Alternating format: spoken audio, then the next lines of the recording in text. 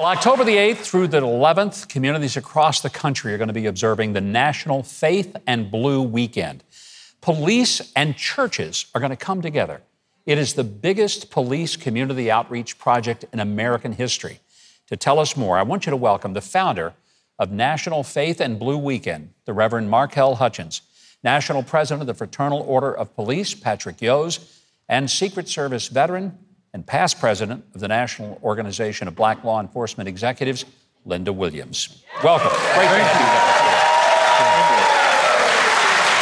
here. Markel, let me start with you. It seems like that there is a real divide in this country right now between a lot of just people in the communities and their police force. What do you hope to achieve by this weekend?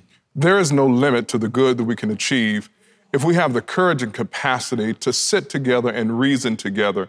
Every faith-based organization in this country should be a beacon of hope to deal with issues around policing and the need for certain reforms, but more importantly, to cause law enforcement and communities to see the commonality, to see the humanity. There's been too much division and tensions on all sides of these issues. We have to turn to each other and not on each other. Because really, Mike, there's more that unites all of us together than there is that divides us. We have to cause our communities and our law enforcement professionals to focus not on the things we disagree about, but the things that we agree about. And that's something that we need to do not only in law enforcement, but in our public culture, in our discourse, in our politics, et cetera.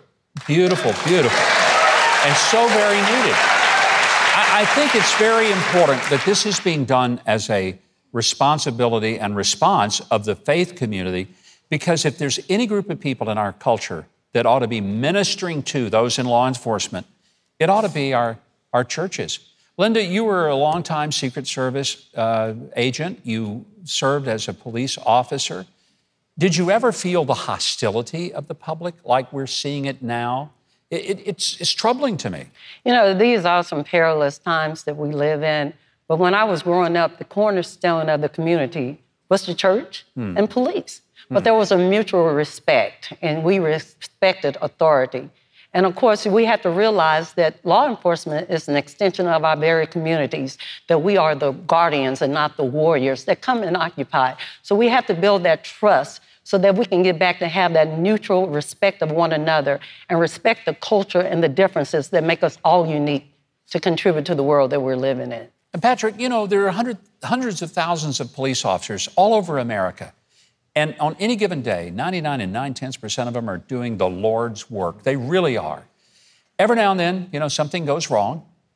And it seems like that the focus is so spotlighted that people think that that's the way it is, that people are just being murdered in the streets by police officers.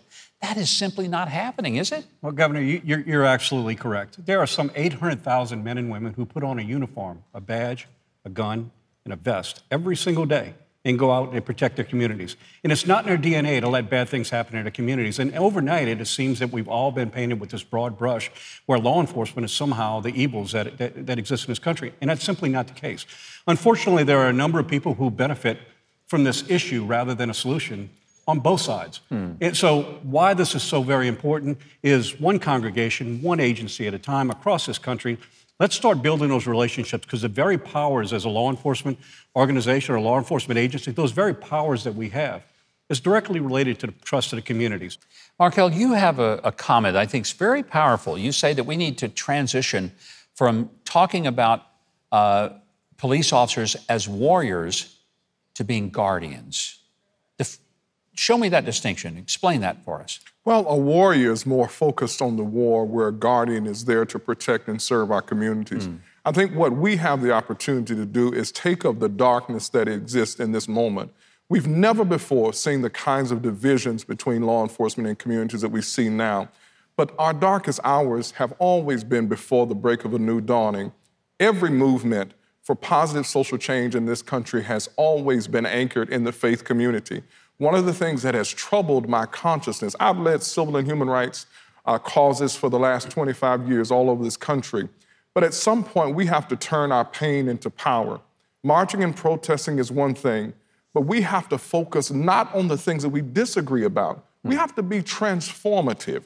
There's a lot of discussion now about the need for police reform, but the greatest reform we need today is relational reformation, how law enforcement and communities relate to one another. Again, we need every law enforcement agency, every faith-based organization to visit the website faithandblue.org.